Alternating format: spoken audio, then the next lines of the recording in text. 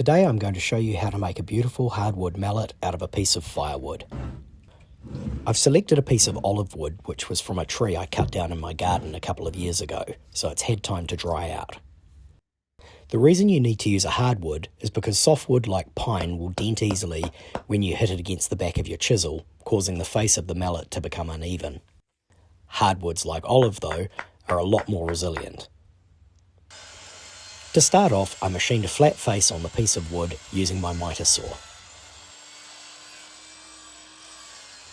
Because the saw couldn't go all the way through, I needed to flip the wood over and finish the cut on the back.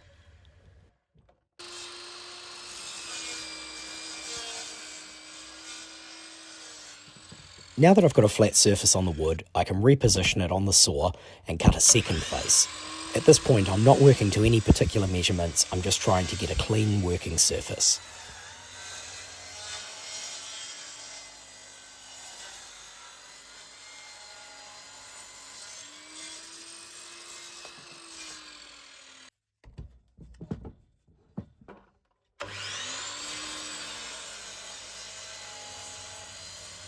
I make one of the end cuts,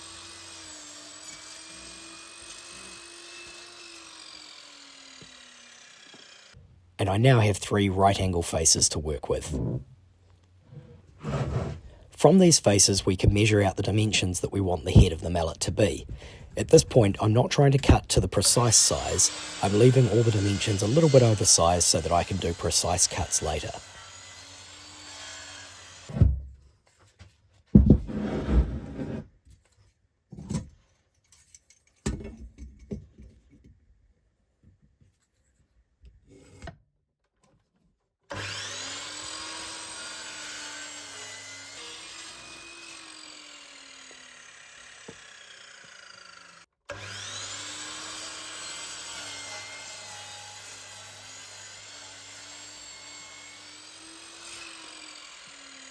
Now that the block is machined on all faces, I can start making accurate measurements to finish the block to 120 by 80 by 90 millimeters.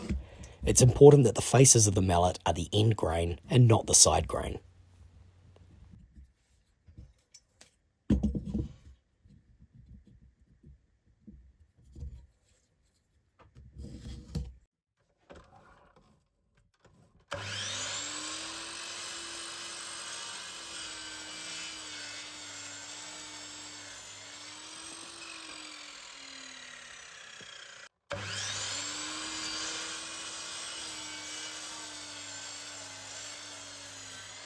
With the block cut to the finished size, we can add the measurements for the handle. I start by finding the centre of the top and bottom faces,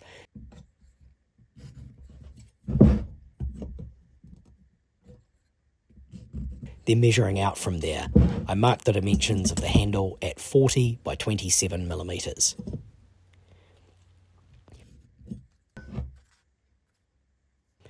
Using a spade bit, I drill through both sides of the block to take out as much of the hole as I can.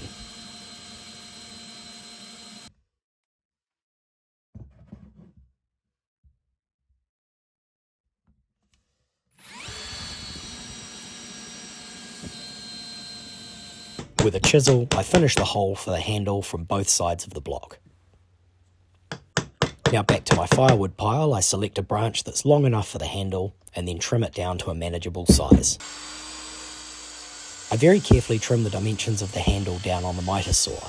I don't actually recommend using a miter saw for this, as it's dangerous using thin pieces of wood cutting down the length. This job would be done much better on a table saw if you have access to one. I worked very slowly and very carefully, but this is not the ideal way of making this piece.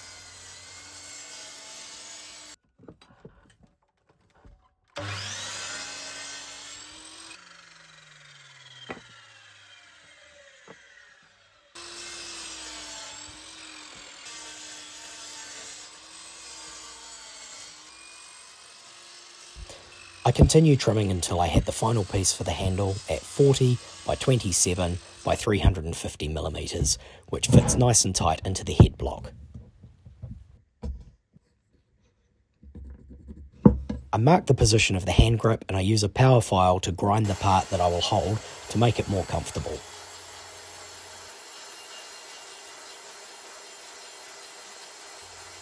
Using sandpaper starting from coarse to fine grit, I smooth the whole thing down, working along the grain. I mark points on the top corners of the head at 10mm.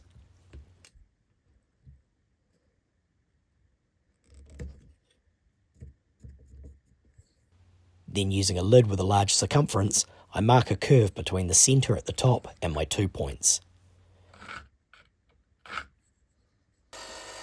Now, using a belt sander, I round off the top face of the head to match that curve.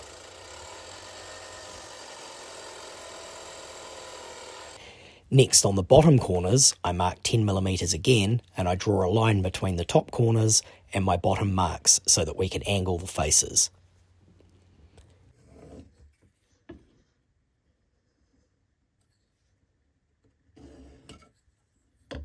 Using the miter saw, I trim off these angles.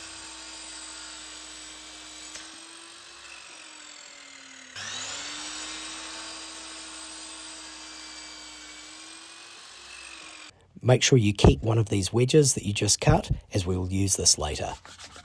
With a piece of fine sandpaper, smooth all the surfaces, including the corners and edges.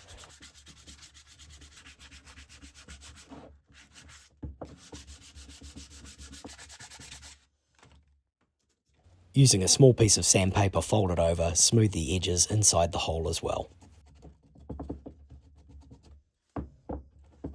Mark the centre of the handle at the end that's going inside the head. Then take a thin bladed saw like a hacksaw and cut through the handle.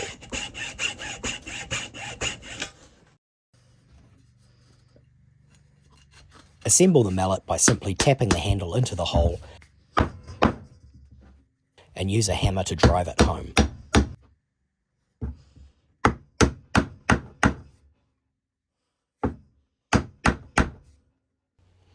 I took the wedge that I saved from earlier, trimmed it to the right width for the handle, and then gently drove the wedge into the cut in the handle.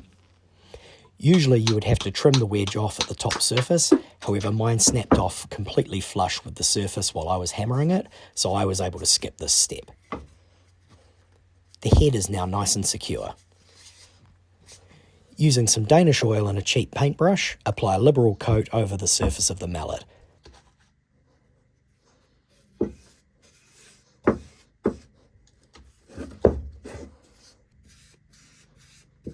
Leave the oil to soak in and dry, and then apply a second coat. When it's dried, the mallet is finished.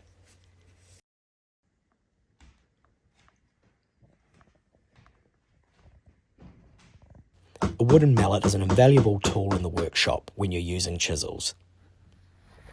I hope you enjoyed this video. Don't forget to like and subscribe, and stay tuned for more videos.